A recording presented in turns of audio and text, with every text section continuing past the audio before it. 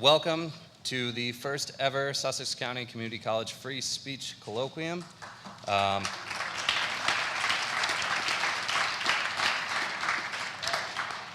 name is Ryan Morville. I'm a student here. I felt that I wanted to speak today because free speech in an election year such as this is so relevant because everybody feels more extraordinarily impelled to voice their opinions about the many controversial issues that are being discussed today. So we live in a pluralistic society, which is to say that thankfully we don't all have the same opinions. In fact, it is often because of our opinions and our differences that we choose to participate in the exchange of ideas that we call conversation. All of the rights that permit us to speak freely and exchange our ideas are guaranteed to us in the First Amendment of the Constitution, about which our keynote speaker, Dr. O'Malley, will speak about in due time. There's a reason why all of these rights are lumped into one amendment, the first, in a mere 45 words. Freedom of speech, religion, press, and assembly. The men who created our nation recognized in the wake of many centuries of bloody conflict that a person can neither be free nor happy when forced to act against his or her conscience. Hence, they set forth to establish a nation where every person may be recognized as equal in their right to dissent. The founders recognized free speech to be a right that transcends any legal establishment. Tantamount to the liberties enshrined in the Declaration, those natural rights that guarantee us freedom to protect our person and our property is the right to think, speak, and act in accordance with rational self-interest. Much in the same way that the wall that separates church and state prevents the institution of prejudice and zealotry, free speech is the bastion of liberty which wards off the imposition of mental serfdom. That being said, it is equally important, as we affirm what free speech is, to consider what it is not. The freedom of every individual to possess and proclaim any and all opinions is not freedom from the criticism of those opinions. The privilege to live one's life in an echo chamber is not one that's granted by the First Amendment. There is a dangerous tendency, especially on modern university campuses, to conflate the idea of freedom of opinion with freedom from subjection to potential offense.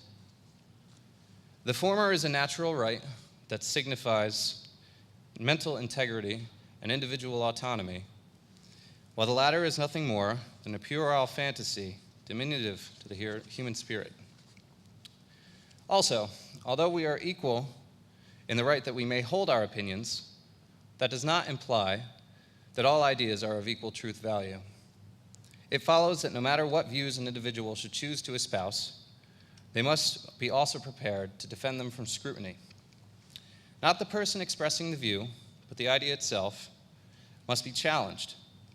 For we humans are fallible, and to restrict or endorse one view over another uncritically is to impose an insidious form of tyranny upon our own minds. Thus, we cannot utilize our right to speak freely in accordance with our reason while denying that right to another. We cannot do so without being hypocrites. He who denies another this right, said Thomas Paine, makes a slave of himself to his present opinion because he precludes himself the right to changing it. Likewise, to deny the right of others to voice their opinions, no matter how disagreeable we may find them, is to become ourselves the very tyrants that the founders despised.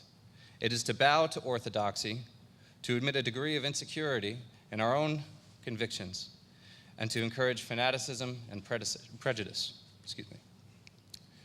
We need others to challenge our opinions in order that we may create an accurate picture of the world. As we ask ourselves and answer questions, using our voice to expose inconsistencies and injustices, here and abroad, we continue the venerable tradition of the men who secured that freedom in the first place. Now, ladies and gentlemen, I would like to introduce the president of our college here at Sussex, Dr. John Connolly, who will introduce our keynote speaker. Thank you all.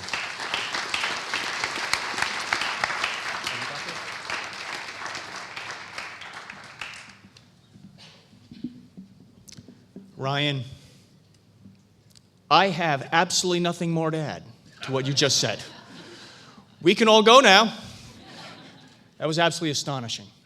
I feel such a sense of pride to be at an institution such as this, where students like you are standing up here talking in such terms, because it's so important right now.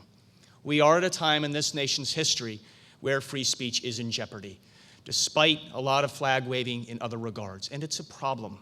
And it needs to be challenged by rationality, Ryan, as you spoke about. And today, I am happy to introduce Dr. John O'Malley, who has dedicated a substantial portion of his career to initiating conversations whenever possible about this particular topic and the way in which those kinds of conversations take place. And so really, without any further ado, because Ryan has said it all, here is Dr. John O'Malley. John, what can I say? There'll be a lot. Let me say my first introduction to free speech actually comes from my background as Irish Catholic in Chicago. And my father telling me about the fact when he came over from the old country is that you're very often invited to political occasions. They were drunken routs, which were called rallies, and you had a lot of beer. And one of his friends got up and unfortunately told the politician that you are the most lying SOB I've ever heard in my life. And of course, 2 Irish policemen dragged him out with their clubs. That was free speech in one venue.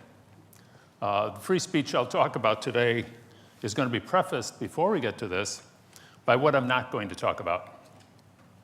One of them is essentially from an administrator. I'm an administrator for 20 or 30 years. And these are administrative ideas that actually allow us in educational institutions to have free speech on campuses. One of them is the Supreme Court's allowing of time, place, and manner regulations for free speech. In other words, there are different types of free speech that can go on depending upon where you are, how you want to do it, and everything else. These are allowed by the Supreme Court to any institution that's actually that's having free speech occasions. One of the areas where you cannot, in essence, regulate free speech, in this country at least, is in things that are called open forums, or essentially completely open forums, parks, sidewalks, parks, streets, and everything else, which by law or in the traditions of the United States are actually not covered by free speech, is that you can do anything you want to unless you're disturbing the public peace. One of the things that's happened over the last 10 years or so, especially I'd like to think because of the decision in Houston, for one of the University of Houston's decisions that was decided by Judge Werlein, was the fact that many of the times now, even without looking at whether or not it's a closed forum, an open forum, is that Judge Werlein essentially said, you know what? When you look at a college campus and you find that at times 0.1% of the area is given over to free speech, that means that over 99% of the area means you don't have free speech. He found that, as many judges after him are finding that, an unconscionable way of doing business. Even though it's not written that way, Judge Werlein, that was one of the bases of his position on this. And it brings us into the other thing. Judge Werlein, in the pro-life Cougars case in Houston about 8 years ago, essentially decided that free speech zones were by themselves illegal. Almost every college in the United States has free speech zones. In other words, you go somewhere and they will, some of them uproariously, will have a little area like this, and they'll say that you can do anything you want here. You can't do it anywhere else on campus. You may remember that recently it came into the news. One of them was in Modesto, California at a community college. The other one was in Hilo, Hawaii. And that was, you can't hand out constitutions of the United States without the opinion or without the authority of the administration. That again was knocked down. So we have time, place, and manner regulations that have been developed by the Supreme Court. And that is, one of them was Rock Against Racism, which was a case in New York You can't use this kind of magnification of sound. You can't use this and the other things. As long as the stuff is reasonable, though, I think after 10 years, everybody, including educational institutions, have come to an idea, and especially after the Texas Tech decision, another one, that if you're reasonable and rational, if you essentially get with your students especially, and say, what do you want to accomplish and how can we help you accomplish it, you're on the right track. Otherwise, the courts will throw it down every time. And in fact, that is exactly what's happened on the free speech codes that were developed. And an irony that's not lost on some people, although many of you are too young to know this, is that when we were growing up and going to college, one of the things that we had to take consideration of in college is that the college was acting in loco parentis, the Latin meaning in place of the parents. Well, that went away in the 1960s.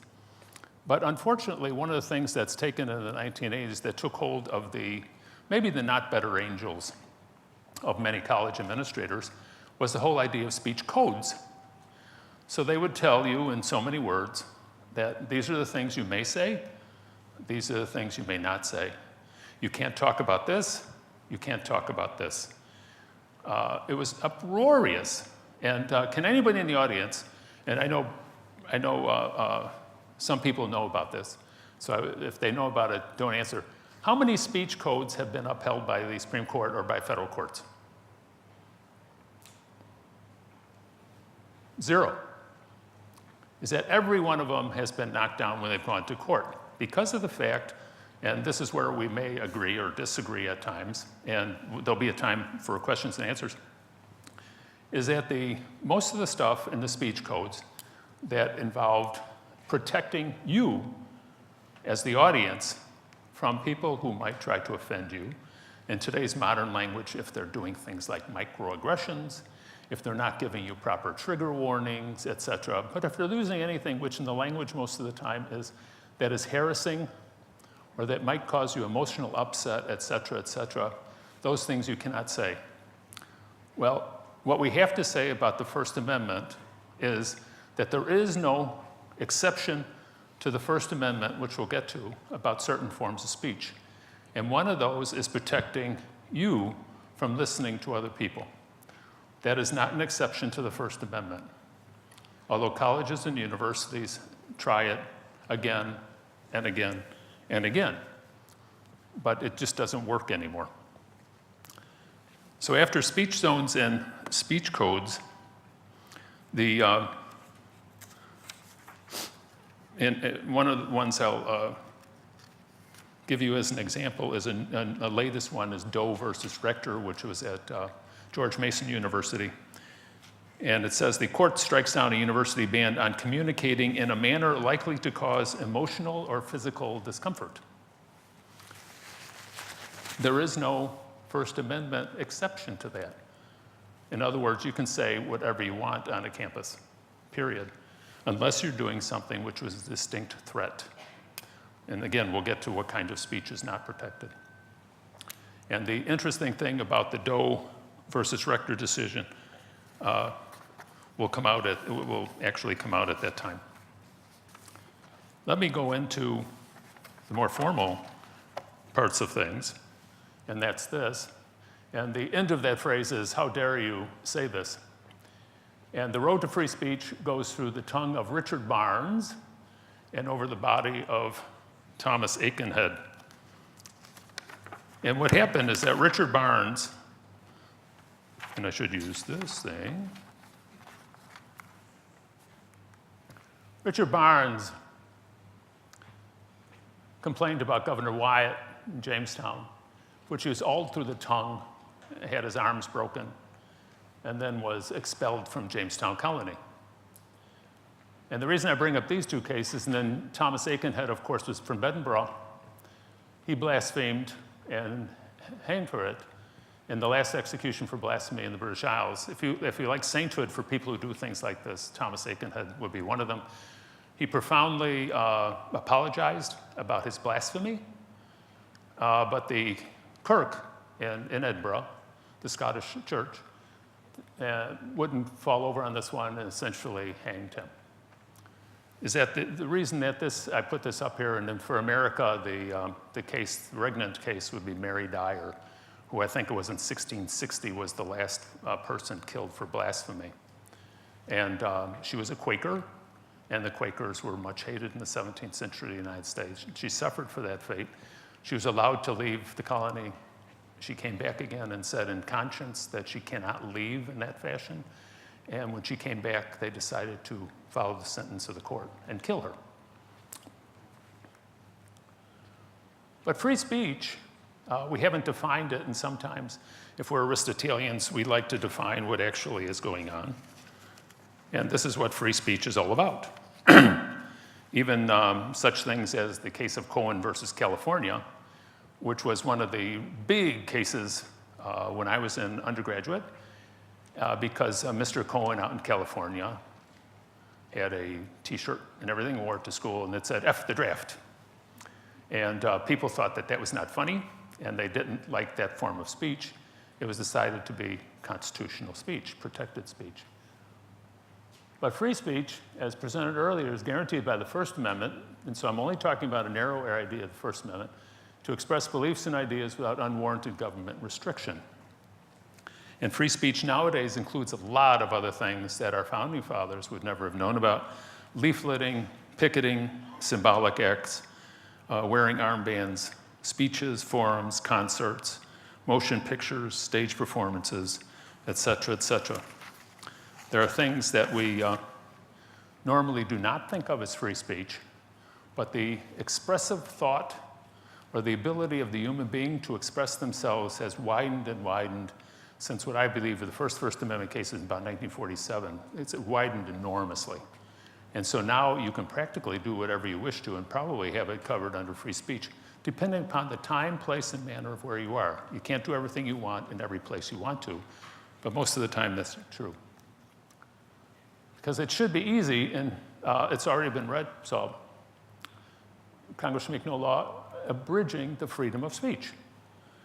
Irving Brandt, who wrote a great book about the Bill of Rights, his opinion was that since 1789 or 91, when the First Amendment came in, is that it has been a constant temptation for politicians and the public to keep abridging the First Amendment, because it should be easier than this. But here are the types of speech we're actually talking about. One of them is protected speech, political, religious, and commercial speech, and egregiously vile speech. Are all of you familiar with Westboro Baptist? Yes. Well, it's protected speech under Snyder versus Phelps. Anybody know which justice voted against allowing that? It was Justice Alito. And actually, his answer was, surely we know how to take away the right to do something like this. Because if you know about what they did to the family of the young servicemen, it was just absolutely outrageous. Not protected speech: harassment, defamation, lewd and obscene speech, although does anybody know how to define that today? Employee speech, which is very important for public employees.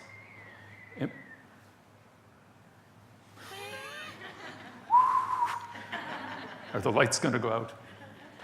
Harassment, defamation, employee speech that's not of public concern, faculty speech in class that is not germane to the discipline taught. That's a big one for faculty members. And true threats. And this goes back to the case I mentioned earlier, Doe versus Rector. It was kind of interesting because they said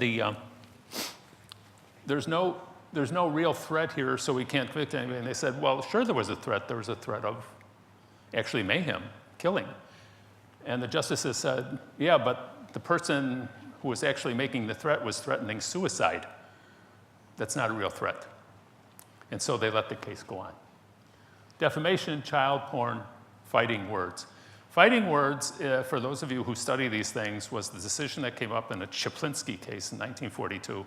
It has never been used since the Chaplinsky case. There's always more matter that you can actually talk about after these things rather than the poor old Chaplinsky case. But fighting words is, as long as it's a true threat in the context of what's going on in the environment for you at the time.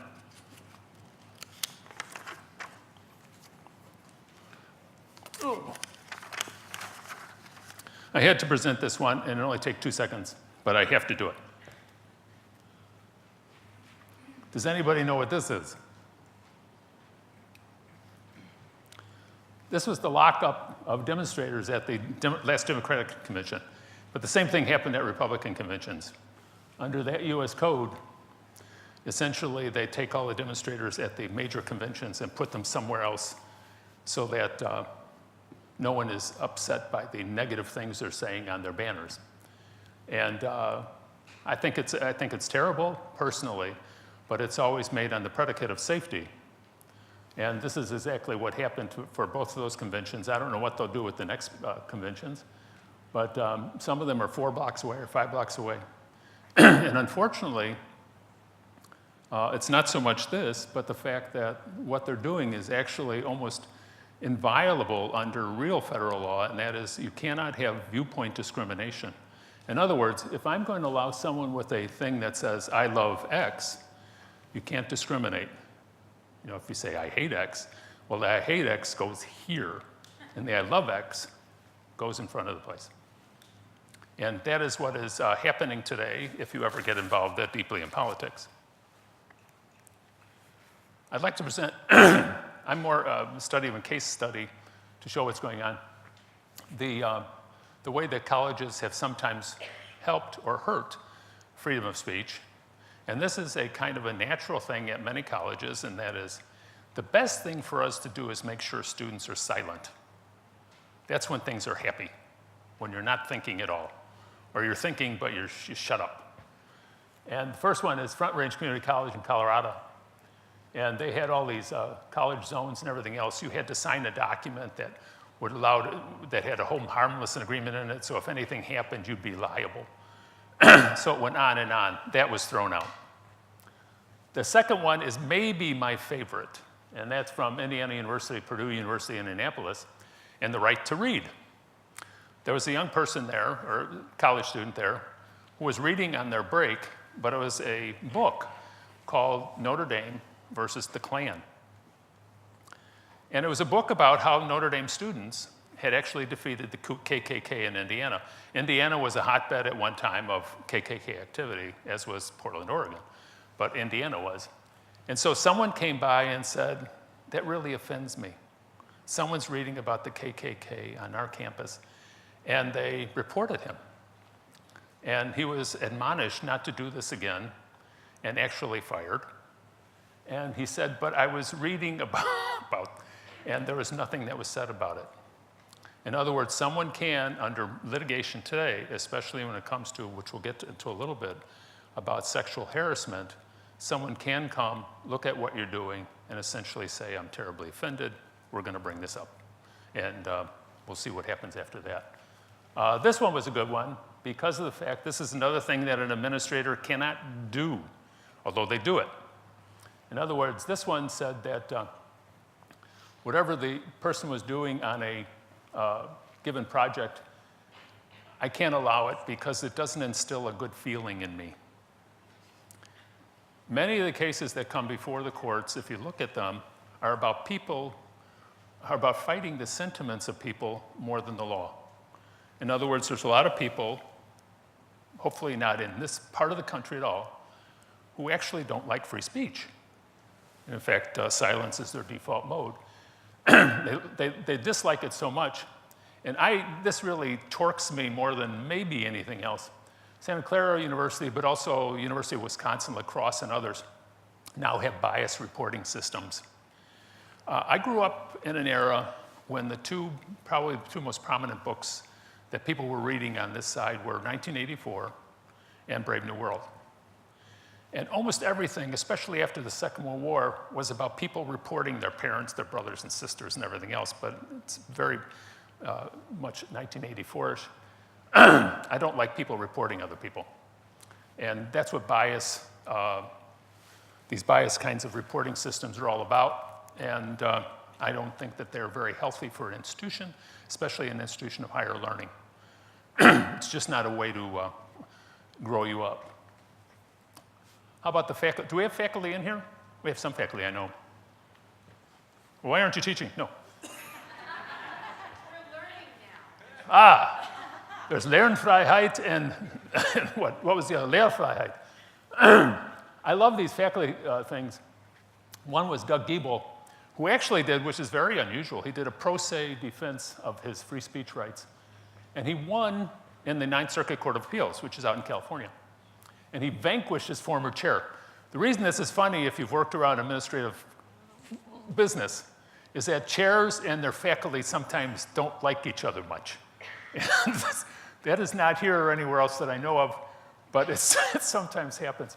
What happened here is that he hounded this faculty member till the faculty member left out of Montana. And then the faculty member was invited back to talk about something. And so what did his former chair say?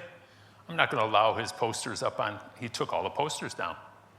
Of course, this went to court then, and the Ninth Circuit Court of Appeals, the highest court before the Supreme Court in California, in that area, said, you've denied his right to free speech, easily. This was an easy case, but I thought it was fascinating because of the fact that this is a guy who wouldn't give up.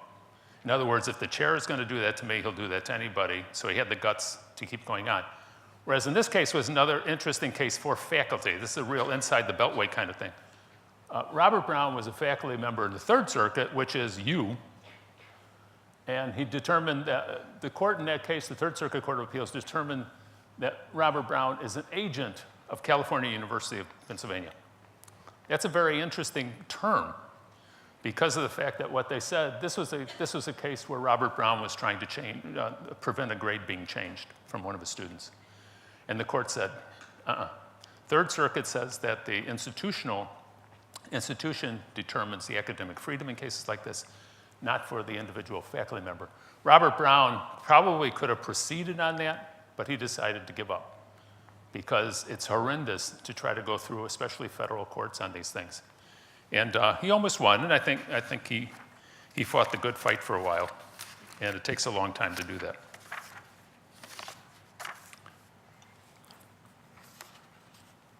The last case on there I'm going to take later. Oh, I don't have it on that slide. So I'll give you another case later, which should be on there. How about the students? This is a great case, again, out of the Ninth Circuit. I love this case. Students have rights, really. You actually have First Amendment rights in any institution that you go into. And they're very much abridged because of the fact of the nature of the scholastic enterprise. But in this one, Mr. Lopez was a student in a speech class.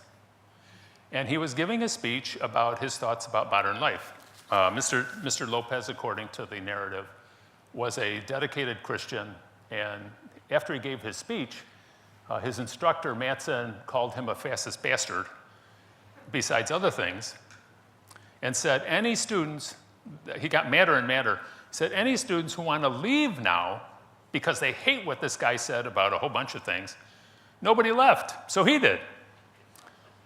Later on, upon inquiry, Mr. Lopez had to go back and ask Mr. Matson, his instructor, what his grade was, and of course he said, ask God what your grade is.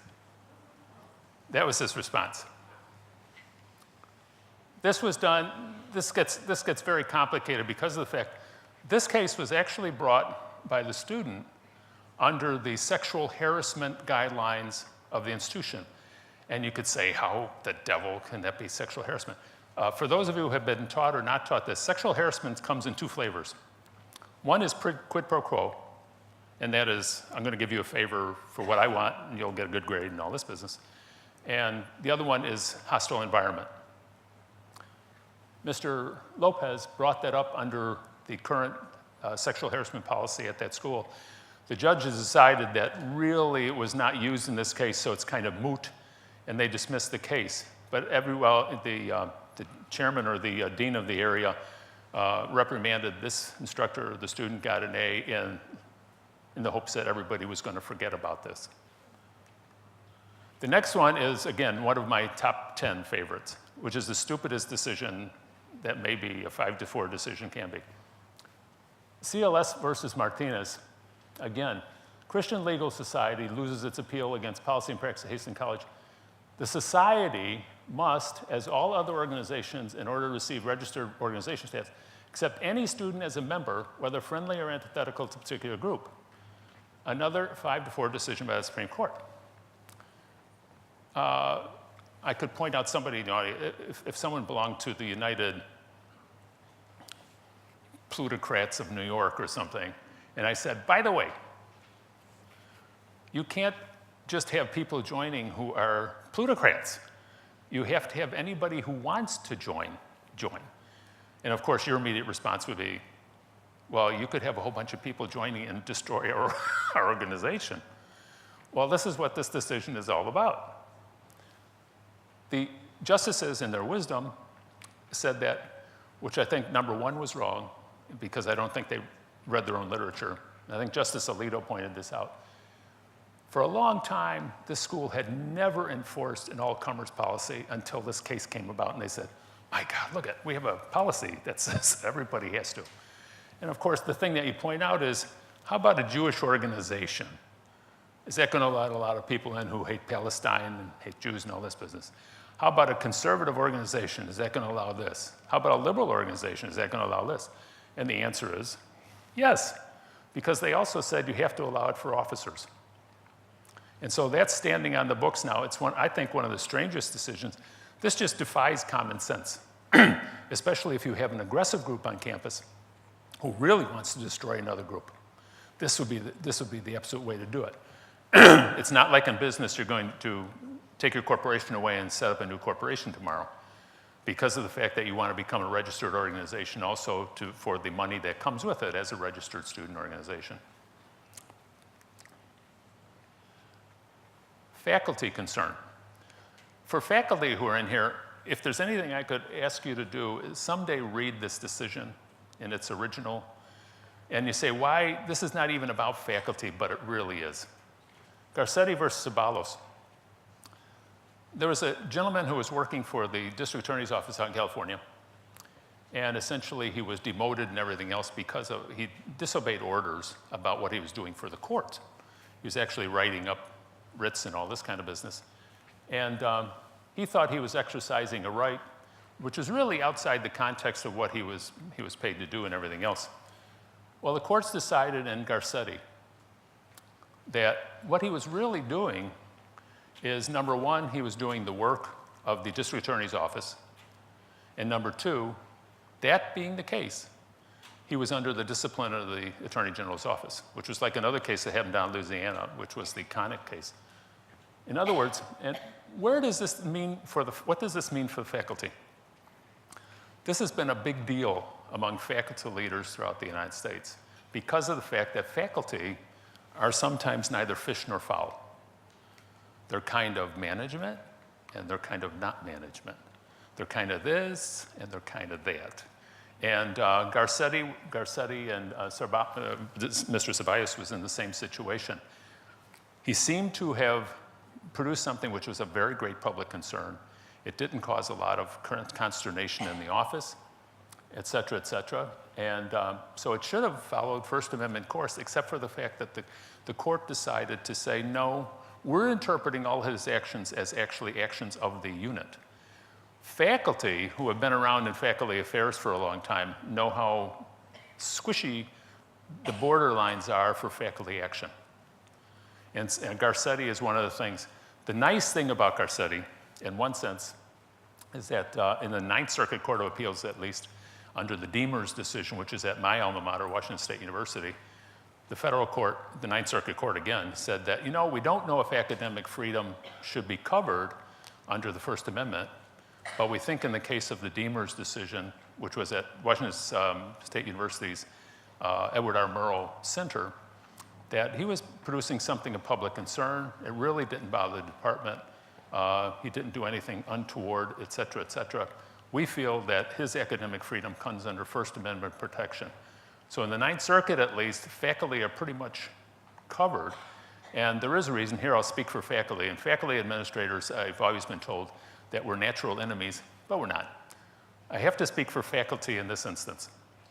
Faculty members should be allowed the greatest latitude, and that's from a personal point of view. Great faculty members sometimes say things in class, which are not always, I can't say appropriate, but they're not always things that you'd normally, when you're on a train of thought. I'm thinking of the time when Samuel Beckett was teaching French in France. And I can't imagine listening to him. He'd be thrown out and jailed every day of the week. But faculty have to be allowed the latitude. But that has not been discovered in all the circuits yet. So First Amendment, your rights may in the Third Circuit be under the First Amendment, may not be under First Amendment. You just have to watch out. There's a case, little case going on, Brennan case, which I think is in Patterson. And that is a school teacher in the first grade was fired because she tweeted that her little charges are, we are merely the wardens for the future prison population. And I can't tell you how many times I heard that joke in Miami when I was living there. And she was fired. And it's gonna stick. An administrative law judge saw it. They adjudicated it. She was saying things she shouldn't have said. I happen to think that I think she was acting under the First Amendment. I do not think that outside curricular things should be ever considered, just like I don't believe that anonymous communications should be considered, but she's gone. The other one was Hong versus Grant, another faculty one. And he was, this is the, right to comment on faculty administrative matters without retaliation. And Hong essentially was retaliated against, and the courts essentially said, get lost, is that we cannot decide these things for faculty members, every one of these little things that happens, and we don't know if it's really First Amendment, and so we're not going to proceed on the First Amendment presentation. And that was very unfortunate, but he lost. And under Garcetti now, he might have been protected, actually. Another one, after they said to get lost, there's another case, Sheldon versus Dion in San Jose Evergreen Community College, about classroom speech. That's also, for faculty members, can be a very trying thing.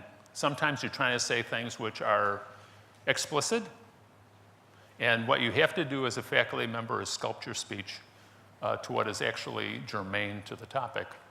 This one actually was settled out of court, I think for $100,000, and she won. The school district gave up, essentially, I believe, under the Sheldon versus Dion. But she was trying to give an answer to something in biology, and it got into sexual stereotyping and a whole bunch of other things, which she was trying to answer to the best of her ability according to the sources she had, but it was brought up under sexual harassment and hostile environment. So, and as I said, I do speak as an administrator. This is about First Amendment, but it's also what you have to know on the other side, is that you have to find out if something happens to a faculty member, was the faculty member injured?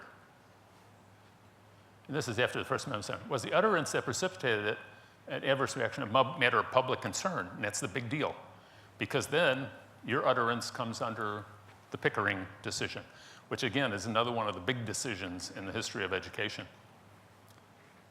Pickering was fired from his job after writing a letter to the editor because the school district said, we don't want people writing to the editors about our business. So they fired him. The Supreme Court brought him back again. Pickering is one of the, it's like the Magna Carta in one sense. Was it of such importance that it overcomes the employer's right to regulate the workplace? Faculty members are employees, and so you have to remember that also. And then was the utterance the precipitating factor in the employer's decision to initiate action? Here we're going to get into sleight of hand in one sense, and here's what a lot of canny administrators do in situations like this, and it's called the Mount Healthy defense. And the Mount Healthy defense is this. In other words, I think Joe's opening his mouth too much, and I'm going to take him out. I shouldn't talk like that. This is Jersey. I'm going to see that he's no longer employed here. Well, the Mount Healthy defense is this, which is fairly bright. I'm not only going to present a case about what he's speaking about, I'm going to present that other case that I know about along with it. Because the courts will always go along with you. They're not going to micromanage management. They will go along and say, essentially, you know what? If you can prove that it wasn't merely speech that caused your management decision, but you have this other little chestnut next to it, then we're going to allow it to go ahead. But the Mount Healthy defense has been used again and again. But it's not something I like, but that's what something happens. How about the public employee? It's about the same thing. If the speech is on a matter of public concern, it's not uttered a matter. Here again, we get into the employee's official duties. That's why faculty members are really, faculty members, again, so many of them actually run things, they don't run things. They're doing a whole bunch of administrative stuff and non-administrative stuff. It's hard to do that. Most employees have a fairly good idea of what their job duties are. Faculty members at times not. The Pickering test is, of course, good to that, and the speech is of more value to the employee and public than damage. For those of you, I'm not going to give sources all the time, who like this topic or like to read about it, you might want to look at the work of Eugene Volokh, who has a blog called The Volokh Conspiracy, which is one of the best. And he is now, the Volokh Conspiracy, I think it's sponsored now by Washington Post. And then after these instances, we get into sexual harassment, which I really didn't want to get into, but it has to be brought in. Most people have no idea that sexual harassment can be speech. In other words, you can be walking past somebody and say something, and they go, oh my God, I'm offended. I'm going to go and have this reported to somebody. And it does. But this is the cardinal case where the Supreme Court decides how to treat these things. This was originally about student harassment, and then in 1972, actually this is the case before that, 1972, we also have the Title IX, which came more into our favor in the 1980s. But the actions for sexual harassment have to be so severe, pervasive, and objectively offensive that so undermines and detracts from a victim's educational experience, the victim students are effectively denied equal access. And this is the basis that should be for Title IX actions. For those of you who are interested in the topic, this used to be a non-topic in one sense. These things were handled, adjudicated by the schools. There's now about 250 cases going through this on the federal side with the Title IX administrators, the OCR, the Office of Civil Rights. For those of you who are interested, I think it was January 19th, the Chronicle of Higher Education had a summary of about 46 of these cases. OCR at the time, the Office of Civil Rights, was trying to help. And this was Mr. Reynolds at the time. And he said, they're not intended to restrict the exercise of any expressive activities. Statutes are intended to protect students from invidious discrimination and not to regulate the content of speech. Sexual harassment guidelines in most student codes had something in there about speech. In other words, if you say something that someone thinks is sexually harassing, if you say something that you think is creating a hostile environment sexually, you can bring it under the Title IX guidelines. Unfortunately, in 2011, the new administration had a new standard of proof from clear and convincing to preponderance. This was the director, Ruslan Ali. And the reason that I think I have to go ahead and show you this first. This was the essentially burden of proof standard that was used for sexual harassment cases in the beginning. And I don't put numbers to them, attorneys do, is that if it's a preponderance of the evidence, which they've gone to, it means that the chances are like 50.1% if it happened, we're going to set up a case. This was a harder standard of actually compliance, and that's what the new administration has essentially put in. It's now the clear and convincing, it's now the preponderance of evidence. I have to have less evidence to actually make litigation go forward.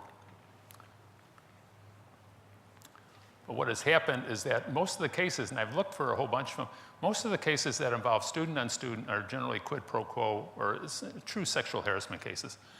And what has happened is that the Title IX will take those under consideration, et cetera, itself. But the interesting ones are the ones for faculty and everybody else. You can report people under Title IX for almost anything that happens that sounds sexually interesting. One of the cases that's currently going on is the Teresa Buchanan case, faculty member. She was harassing people in class. She was talking about naughty things. But she actually had a speech, kind of, how should I say it, habit that was actually a fairly robust use of language. And so she was brought under that. She is suing, again, she is trying to get back her job and everything else. The other one's kind of interesting, the Yasin case, and this is another circuit, of course, and the Fifth Circuit courses, these cases all decided that tweets, whatever they are, since I don't tweet, tweets, and this guy was kind of an interesting guy, tweets galore, but he did it off campus. The lower federal court said, it's none of our business. You can do whatever you want to. And that's the way I think they should do this most of the time. These cases actually involve students who did it off campus, and again, they won their cases also. It depends on what circuit court you're in.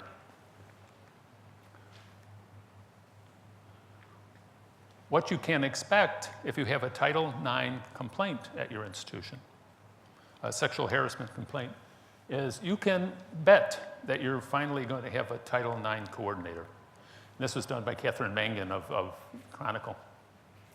You can bet that the standard that you're using better be the preponderance of evidence standard. There's going to be extensive and continuous training.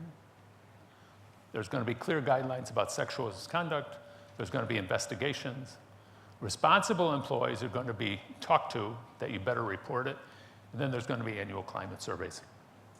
There's a whole institution that's being insinuated into the colleges and universities in the United States, essentially under the Office of Civil Rights. Administrators, on the other hand, do have to beware about other things. One of them I mentioned already, Sheldon versus Delane, was won by her with a settlement of about $100,000.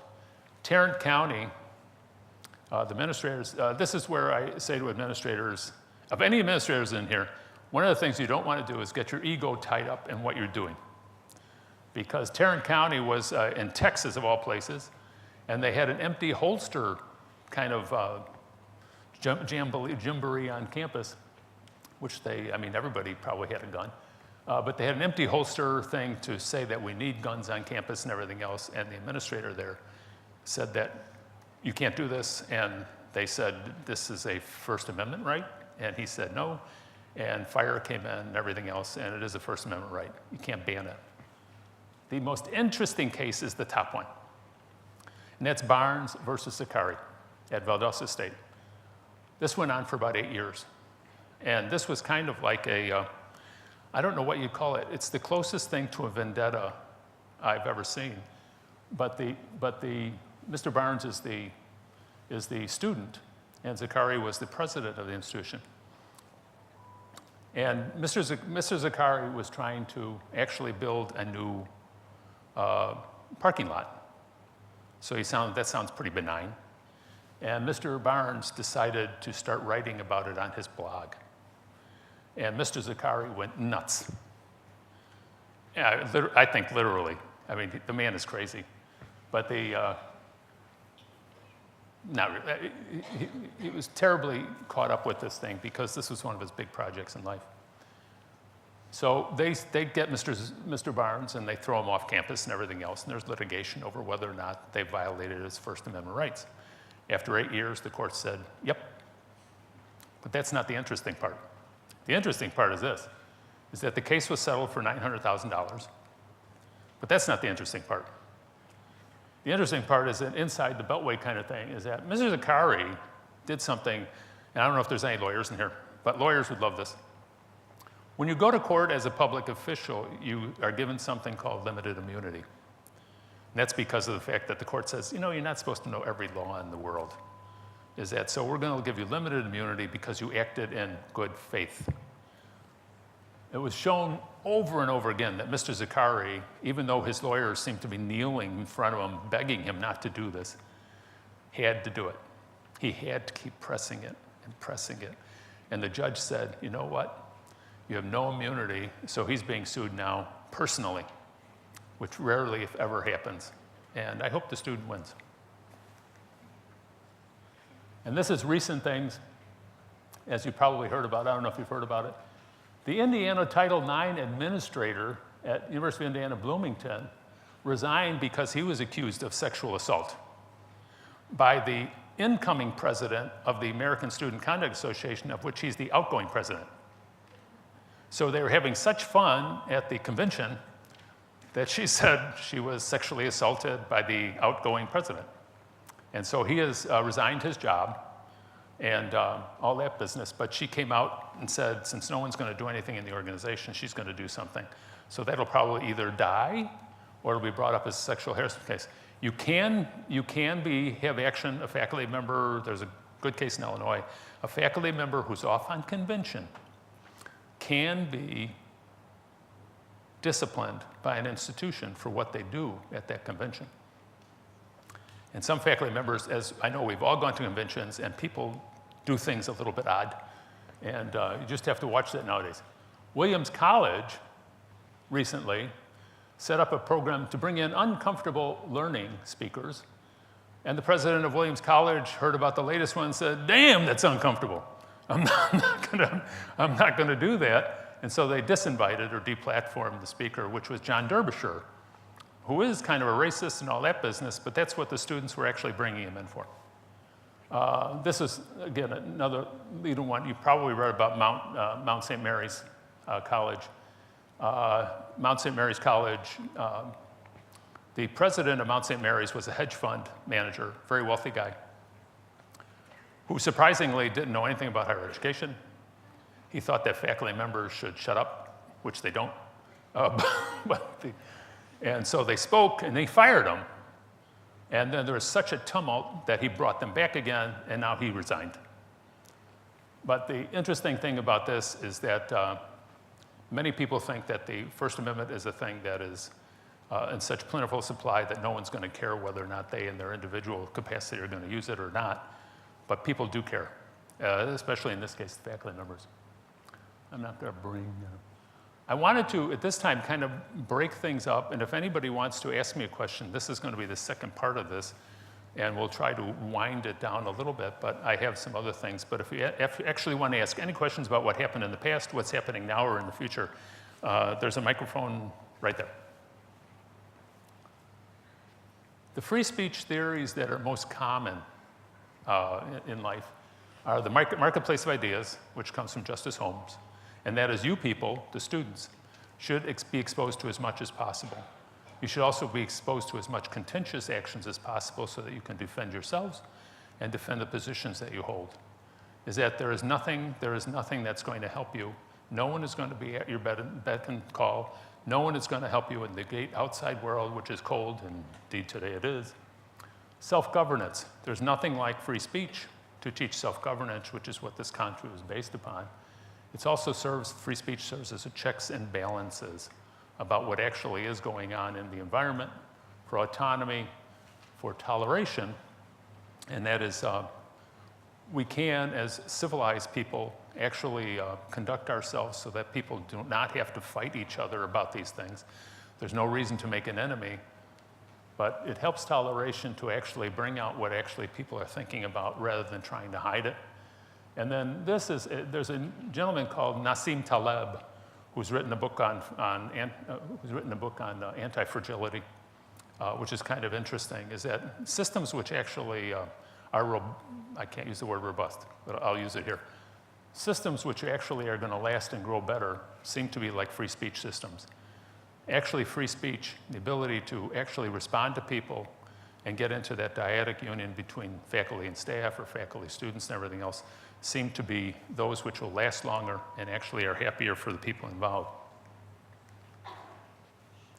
What are the threats to free speech? Does anybody have a particular threat to free speech that they know of? Yes, sir.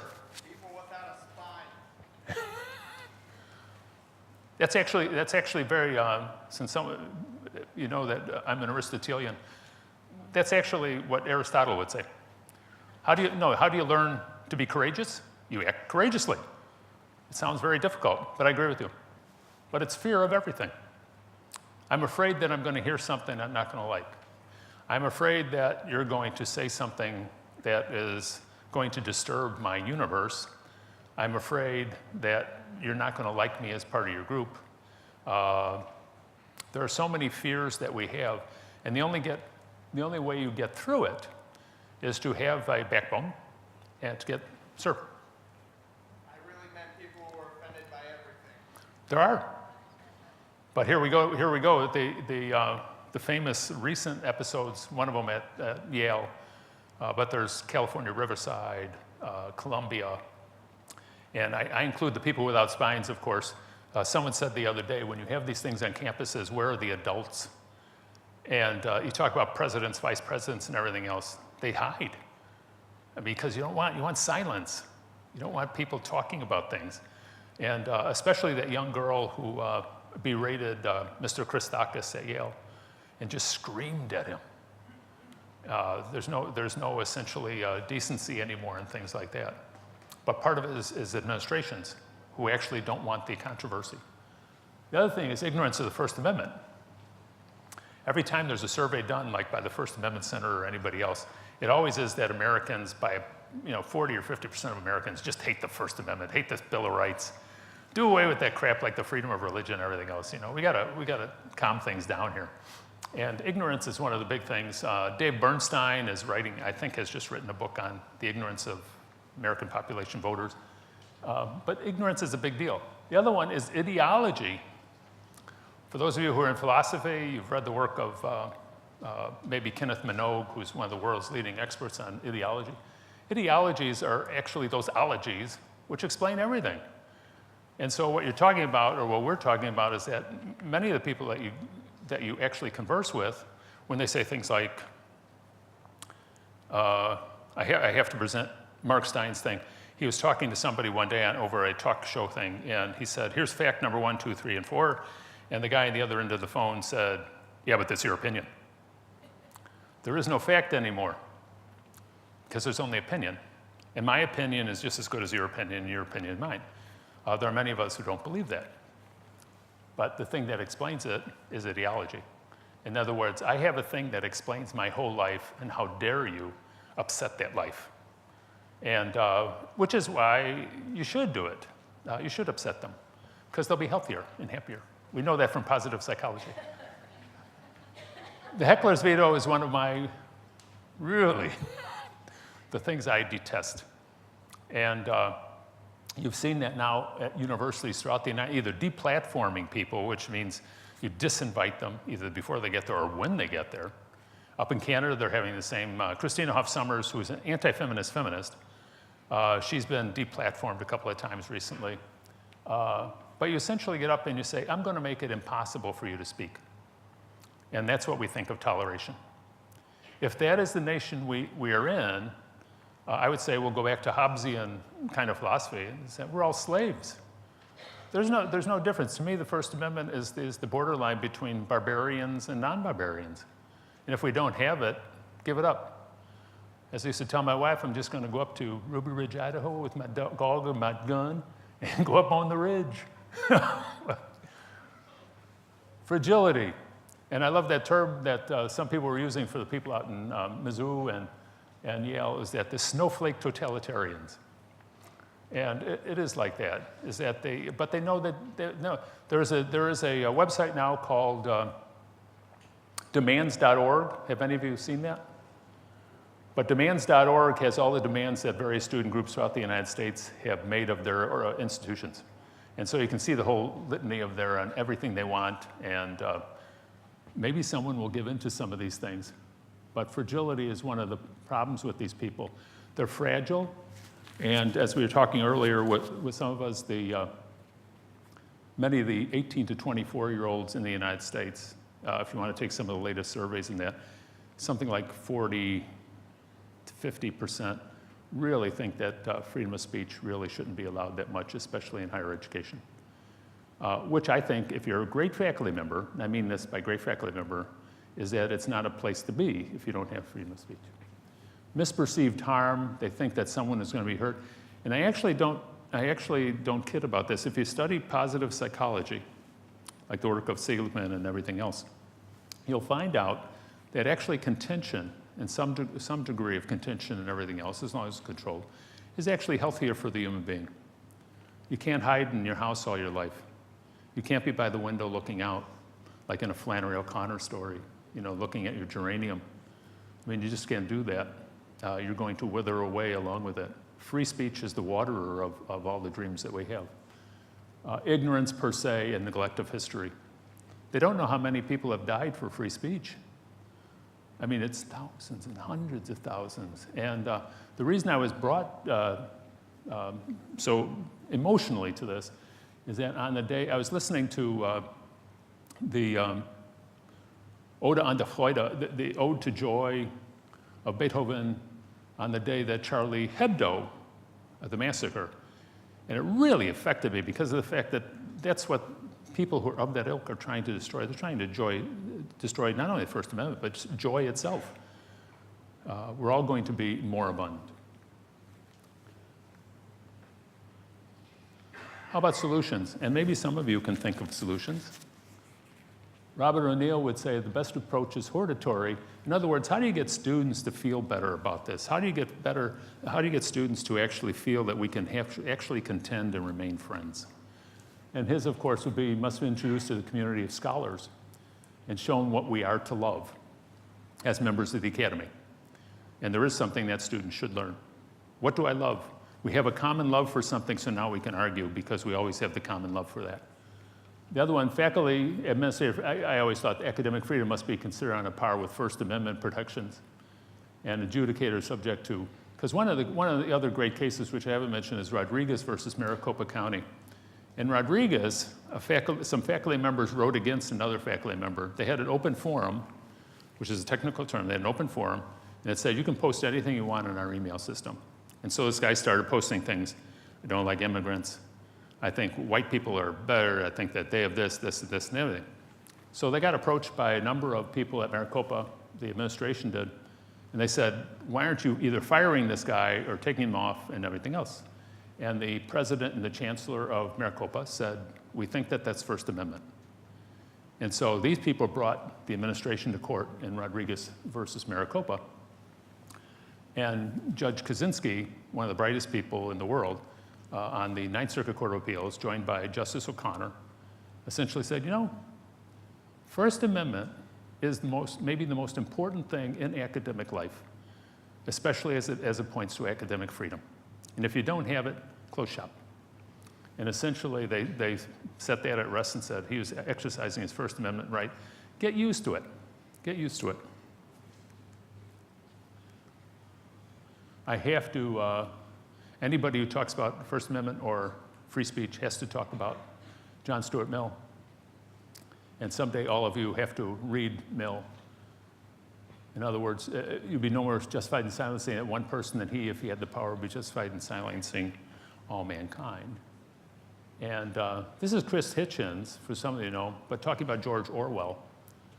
George Orwell is whom we all, so many of us older folk, grew up with, and that is learned free speech, or learned about free speech from him. By declining to lie, even as far as possible himself, to seek elusive but verifiable truth, he showed how much can be accomplished by an individual who unites the qualities of intellectual honesty and moral courage. That's George Orwell, who was a wonderful, wonderful guy. And my last. In the end, remember not the words of our enemies, but the silence of our friends. Is that free speech is so important. If it hadn't been for free speech, Reverend King would not be the person he is, because of the fact that all would have been drowned in blood, number one. But we as a nation have sponsored this, and I think that we can live more honorably if we do things that are, unfortunately, you're not going to see this, are you? The type is not coming through. What it is that the University of Chicago, as if you could see this, the University of Chicago has a statement now on freedom of expression, which has been adopted by many of the universities in the United States. And it essentially goes along with what we said about here. This is what free speech is about. Ah, there it goes. Members of the university community obstruct or otherwise interfere with freedom of others to express views they reject or even loathe.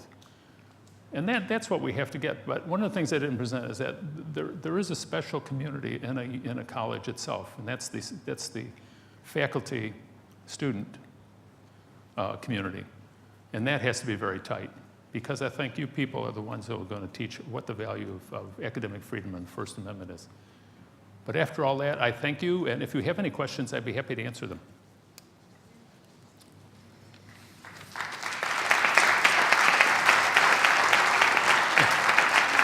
Thank you.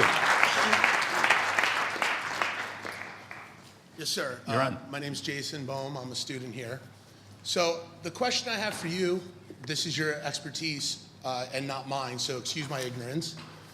But how does the First Amendment truly exist for us as a people when we come before certain power systems, it's taken away from us?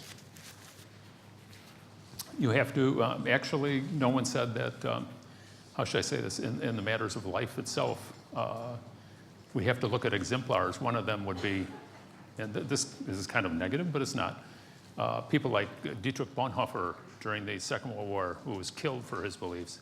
There's a whole bunch of people throughout history who essentially said, you know what, whatever happens, I have to speak. And there is no other way. The other way, of course, you can get around it, and you can say, I can become part of the establishment, and essentially I can work from within. It doesn't seem to work very well in our political system today. Unfortunately, there's a book out now by Charles Murray, which is called By the People. And he has given up on, he's one of the leading public intellectuals in the world. He has given up on the political system, essentially, and he says that you can't do what you want to do. It just doesn't make it available. The avenues are not there anymore.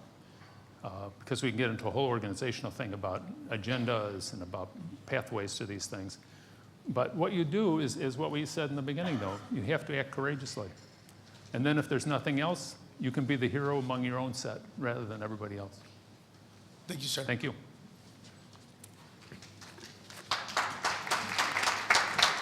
Yes, sir. Hi, I'm Jason. So would you say that nowadays the right to disagree is gone? That opinion or different ideas don't really exist anymore? That it's more going to a certain political view, any kind of terms? That we as a people, we say that whether you're right, you're wrong, that idea is not really what we're thinking, so either shift or ship out is kind of what we're, in the media, in school systems, it's very gated towards a certain projection of what we want in a society. I'm trying to cipher. Well, would you say that we as a people really limit it in a sense that so many people say that, oh, curse words aren't okay, that those are not part of a freedom of speech, but in some sense... They are. And no, they are part of freedom of speech. What I'm getting at is that if you had to be binary about this, you'd have let's say everything was free speech. Let's say there's two other communities, and there's the non-civil community and the civil community. I would opt for the civil community, and that is, you should have free speech as much as you want to, but you should have a civility presentation. In other words, this is an old-fashioned word, you should be a gentleman. And so there's a whole bunch of speech that doesn't offend me, but there's a lot of speech that offends a lot of different people. And so I think that the freedom of speech is there whether or not I like it or not. But on the other hand, even when, Mr. Trump the other day said that we should open up the libel laws, and it's like he's been sued so much for he's probably doing it. But everybody has their agenda about everything. But what I'm saying is that it would be nice to be disagreeable, but disagree without being disagreeable. But no, you should never give up your right to your speech. Is that unfortunately you're going to have to suffer for it. all right, thank you. That's the nature. Mm-hmm. Thank you. You.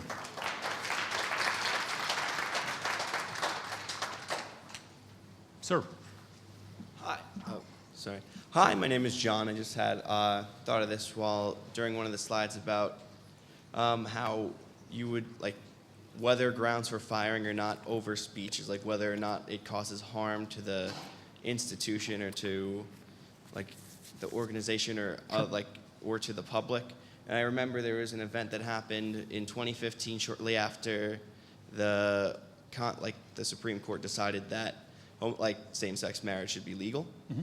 and there was that woman, I can't remember her last name, I just remember her first name was Kim, was refusing to sign marriage licenses, preventing people from getting married, which, like, outside of the context of that, she actually was failing, like say if somebody was failing to do their job, but they said it was in the name of free speech, would it still hold up? All right, thank you. What happens is that, there's nobody on earth that says that you're going to be immune from the fact that you're acting courageously. Is that what happens is that under these things, if you had to make the thing go together, if we were talking about religious freedom right now, we'd probably say, you know what, we make every day in this country, firms are making decisions based upon accommodation to religious practice. On the free speech one, it's hard to do that because of the fact you're also asking someone to do something which is under the terms of their job. And I don't know any other way to do that, very honestly, is that, are you going to suffer for some things in life? And the answer is absolutely. And unfortunately, what you do is bring cases and see whether or not the judges agree with you. There's a big case, of course, on freedom of religion right now, and that is the Little Sisters of Poor cases before the Supreme Court now, as to whether or not someone can protect their First Amendment rights while in objective law is saying no. And that would be the same thing with the freedom of speech. All right, thank you. Thank you.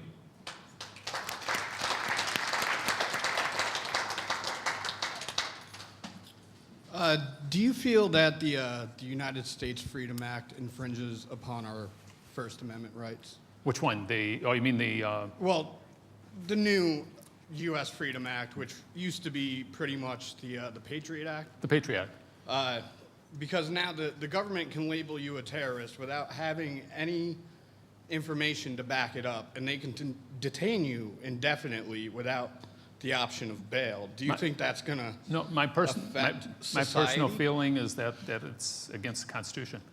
But unfortunately, until that's litigated, there are so many things like having the stalls for people who are kind of picketing. It's one of those things that I think we are going to have to tolerate for a while. But no, I don't think it's constitutional at all. So you think on a constitutional level we can possibly get that annulled? Maybe someday. Okay. But it's going to be maybe not in our lifetime. Yeah, I totally don't think so.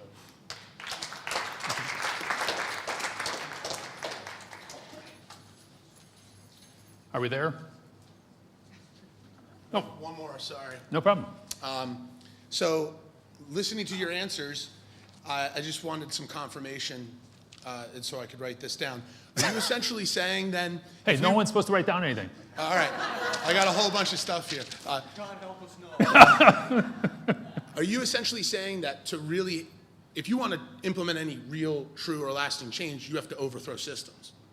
Well, if you go to systems theory, for those of you who study that, there is no doubt about that, is that you can jigger a system as much as you want to until you get to the point where you say, I can't do this anymore because it turns into a different system. And what has happened historically, Jefferson, of course, I don't know what his famous figure was. Every 17 years you should have a revolution. Yeah. He was lying, but that's, Jefferson was not known for always saying what he believed. But what happens is that one of the hardest things in life that's why corporations reorganize so much, is that they're not getting the ends that they want out of the corporation, so they essentially change the whole corporation. And very often that's the case. There are some corporations that have been very, very stable for certain reasons. And one of them, I present this not religiously, but as a matter of fact, the Roman Catholic Church has been operating the same way for 2,000 years. Colleges and universities have been operating essentially the same way for, 8 centuries. And there's something about what they do that happens to fit what is going on. But yeah, I'd agree with you, is that very often you have to look at things and see if I can. Hopefully it's to make it better rather than to destroy it. Thank you. Thank you. Sir. Hi, Doctor. I'm sorry, is that too loud? No, it's fine. I'm firmly from the train of thought that in order for us to truly advocate for rights, we have to really understand them and have knowledge of them. So I'm grateful that you came here to discuss some of those things with us today. But Further into it, I'd like to know if you could tell us, as students, resources for us to learn more and to be able to apply them to our lives. And Well, as we say in Texas, you got to get guns first. No. Okay. Wait, don't record that. We just passed open carry. What the first thing you'd have to do is I should have done this beforehand. I have to give a shout out to FIRE, which is Foundation for Individual Rights in Education. I've known their past leadership. I don't know Greg Luciano very much. He's a great guy. It was started by Silver Glayton Coors. It's actually become the source. Whereas we want to be Latinate about this, it's become the locus classicus of information about what's going on in the United States. Everybody reports to FIRE. If they have an owie at a college, somebody writes to somebody at FIRE. The other thing is to have I hate to say this, but to have a great liberal education.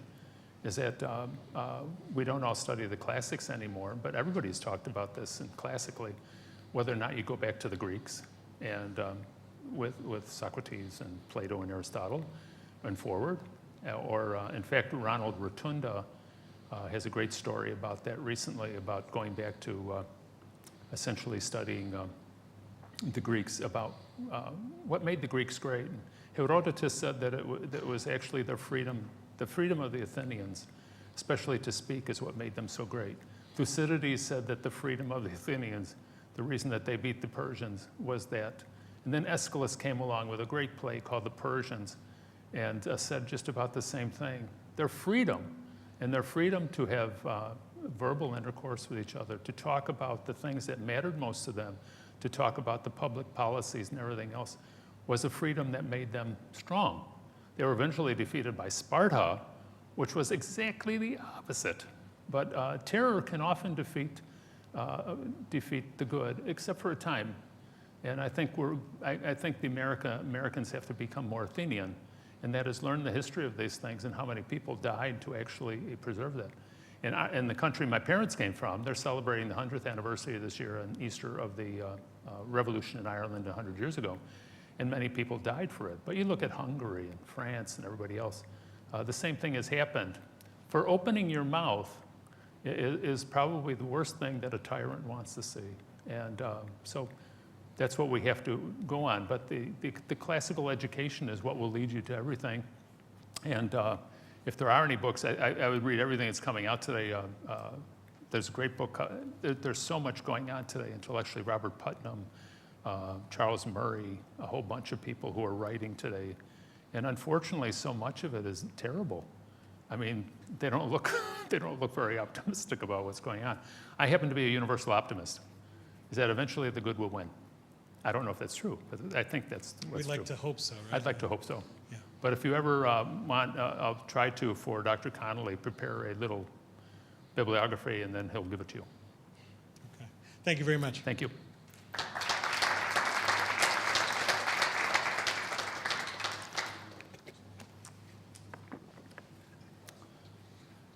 Now can I sing something by Chris Ledoux? Oh, no.